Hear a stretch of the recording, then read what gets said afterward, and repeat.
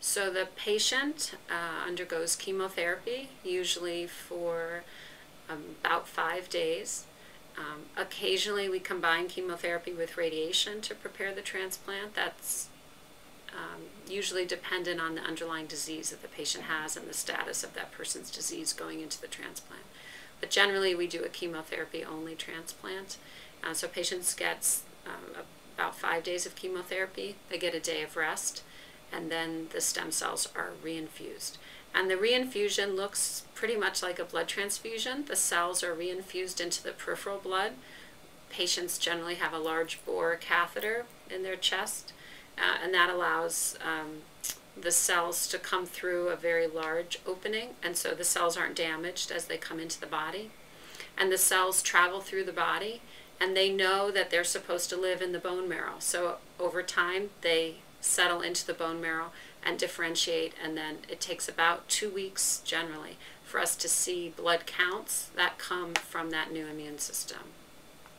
Are there any complications or risks associated with the procedure? Certainly. Anytime we give chemotherapy and lower a patient's blood counts so that they are susceptible to infection or bleeding, we can have complications. In the case of an autologous transplant, the complications are pretty much confined to that period of the actual transplant. So during the time when the blood counts are low and patients are susceptible to infection or bleeding, we can see those complications. Once we put a person's own stem cells back into them, there's very little risk because those cells came from that body and they engraft very easily and reconstitute that bone marrow and the normal blood counts very easily, and there are very few long-term complications from an autologous transplant. In contrast, when we introduce a new immune system from a different person into someone, we can have sort of a competition between that new immune system and the patient's body. So that new immune system can fight the new body because it's not used to seeing those organs. Now that's why we try to do it in this HLA-matched fashion so that the new immune system doesn't see that new body as different. But there are a lot of factors beyond the HLA that play into this.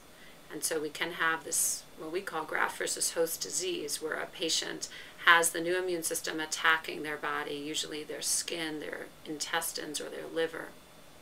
And that can be a very serious complication of an allogeneic transplant.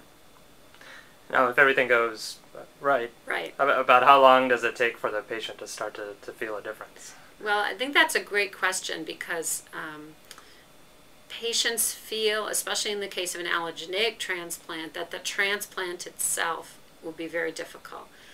But generally what we see is that the transplant itself is tolerated very well. We have very strong medicines now to prevent nausea and vomiting, and the chemotherapy is very well tolerated.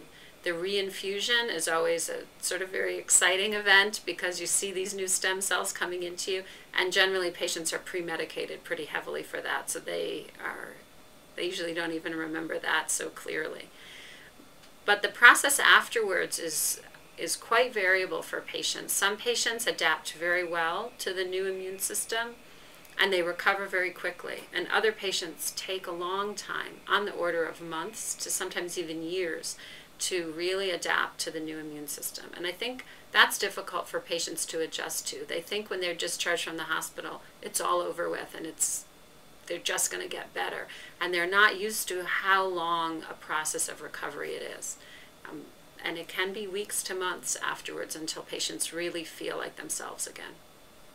Now, is it usually just one transplant and is all that's needed, or do other cases where you need it multiple times? That's also a very good question. Our goal is to do the transplant once. However, some of our patients unfortunately relapse with their disease after a transplant, and we have had success in treating those patients again for that relapse disease and transplanting them again.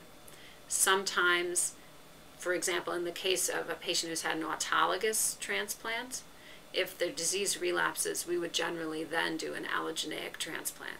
If a patient's relapsed after an allogeneic transplant and we're able to get that patient back into remission, then we often discuss whether we should transplant again with the same donor or whether we should change the donor. And that depends on the status of the donor. If it's a matched sibling and that person is readily available, we often use the same donor again. In the case of an unrelated donor, there are limitations of how many times an unrelated donor can donate cells. And so sometimes for reasons like logistical reasons, say, we will change the donor. Or for medical reasons, we might decide to change the donor. But our goal is to transplant once.